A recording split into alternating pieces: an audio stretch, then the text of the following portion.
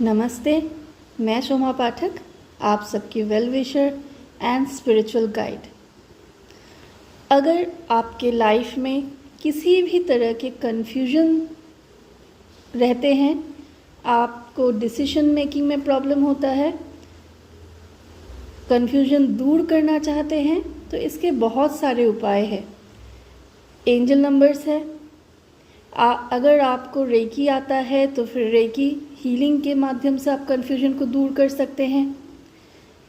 Traditional recce अगर जानते हैं तो फिर आपको सोलर प्लेक्सस पे हाथ रख के हीलिंग की ज़रूरत है। अगर आपने अट्यूनमेंट लिया है रेकी का एटलीस्ट फर्स्ट डिग्री, और अगर आपने होलीफायर रेकी सीखा है, होलीफायर रेकी प्लेसमेंट लिया है, तो होलीफायर रेकी तो आपको ऑटोमेटिकली गाइड करेंगे कि आपको कहाँ, आपके किस पॉइंट पे शरीर के हाथ रखने से आपका कॉन्फिडेंस लेवल बढ़ेगा, कन्फ्यूजन दूर होगा। अब आज मैं गणेश मंत्रा चैंटिंग करके बताने वाली हूँ आप लोगों को, जिससे आपके लाइफ में अगर किसी भी तरह की कन्फ्यूजन है और हमेशा आप कंफ्यूज रहते हो, तो ये कन्फ्यूजन का इशू जो है वो हील होना स्टार्ट हो जाएगा। पर इस ऑडियो को सुनते सुनते आपको खुद भी चैंटिंग करने की बहुत ज़्यादा आवश्यकता है। कम से कम 10 मिनट्स रेगुलर कीजिए। अभी गणेश चतुर्थी चल रहा है, गणेश जी का मंत्र और भी ज़्यादा इफ़ेक्टिव होता है। और पूरे साल भी अगर आप इस वीडियो को देख रहे हैं, कभी भी देख रहे हो, किसी भी टाइम देख रहे हो, तो ये मंत्र आपके लिए उतना ही इफ़ेक्टिव होगा, पर चैंटिंग करना ज़्यादा ज़रूरी है। लिसन, आप अगर सुनेंगे तो आपको ज़रूर फ़ायदा होगा। कंटिन्यूसली 10 मिनट्स एटलीस्ट आपको सुनना है। सुनने से आपको ज़रूर फ़ायदा होगा। पर आप अगर मेडिटेटिव पोज में बैठकर बिल्कुल फोकस्ड होकर गणेश जी से प्रार्थना करके इस मंत्र का चैंटिंग करें, तो ज़रूर आपको कन्फ्यूजन के इशू से मुक्ति मिलेगी। उसके साथ साथ और भी पॉजिटिव रिजल्ट्स ज़रूर मिलेंगे, बेनिफिट्स मिलेंगे। वो डिफ़र करेगा कि गणेश जी किसको कैसे ब्लेसिंग्स देना चाहते हैं उसके ऊपर। तो आइए, और एक बात आप लोगों को बता दूं, इस मंत्र का चैंटिंग आप कम से कम 7 डेज़ या 11 डेज़ कंटिन्यूसली ज़रूर कीजिए। अगर आप उससे ज़्यादा कर पाए तो आपको फ़ायदा और भी ज़्यादा मिलेगा। पर मिनिमम एक टाइम आप लोगों को बता दिया ताकि आपको मिनिमम रिजल्ट भी मिल पाए। पर जब आप चैंटिंग करेंगे, आपको सोचना नहीं है कि मुझे क्या मिल रहा है, एक ही दिन में या 2-4 दिन में कभी भी कोई कुछ पॉजिटिव रिजल्ट्स मिलना पॉसिबल नहीं होता है। तो थोड़ा आप गणेश जी के प्रति अपना समर्पण, अपना खुद को सरेंडर करके सिर्फ इतना प्रे कीजिए, गणेश जी मेरे कन्फ्यूजन के इशू को आप हील कर दीजिए। इसीलिए मैं इस मंत्र का चैंटिंग कर रहा हूँ या कर रही हूँ। बस इतना बोलने के बाद आप चैंटिंग कीजिए। शुरू करते हैं गणेश जी के नाम से। ओम गं गणपतये नमः। ओम गं गणपतये नमः। ओम गं गणपतये नमः। एकदन्ताय विद्महे वक्रतुण्डाय धीमहि तन्नो दन्ती प्रचोदयात्। एकदन्ताय विद्महे वक्रतुण्डाय धीमहि तन्नो दन्ती प्रचोदयात्। एकदन्ताय विद्महे वक्रतुण्डाय धीमहि तन्नो दन्ती प्रचोदयात्। एकदन्ताय विद्महे वक्रतुण्डाय धीमहि तन्नो दन्ती प्रचोदयात्।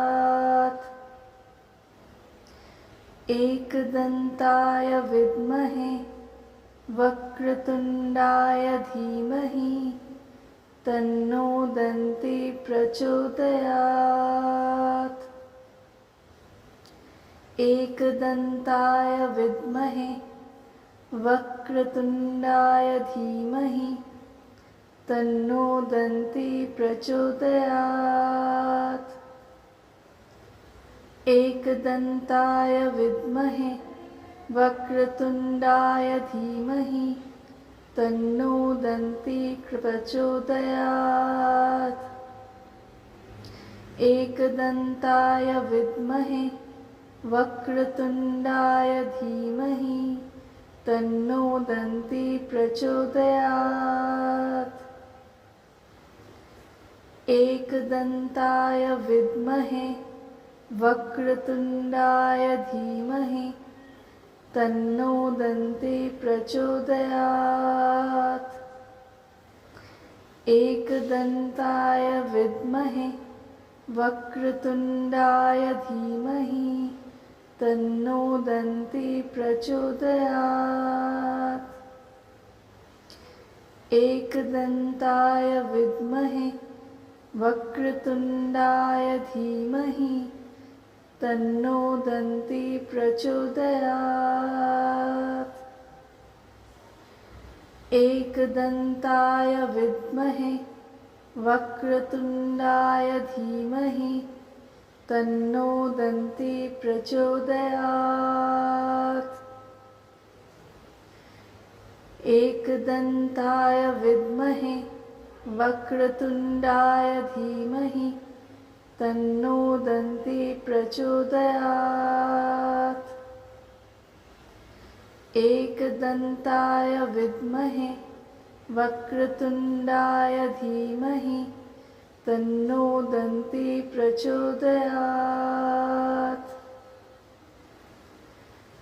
एकदन्ताय विद्महे वक्रतुण्डाय धीमहि तन्नो दन्ती प्रचोदयात्। एकदन्ताय विद्महे वक्रतुण्डाय धीमहि तन्नो दन्ती प्रचोदयात्। एकदन्ताय विद्महे वक्रतुण्डाय धीमहि तन्नो दन्ती प्रचोदयात्। एकदन्ताय विद्महे वक्रतुण्डाय धीमहि तन्नो दन्ती प्रचोदयात्। एकदन्ताय विद्महे वक्रतुण्डाय धीमहि तन्नो दन्ती प्रचोदयात्। एकदन्ताय विद्महे वक्रतुण्डाय धीमहि तन्नो दन्ती प्रचोदयात्। एकदन्ताय विद्महे वक्रतुण्डाय धीमहि तन्नो दन्ती प्रचोदयात्।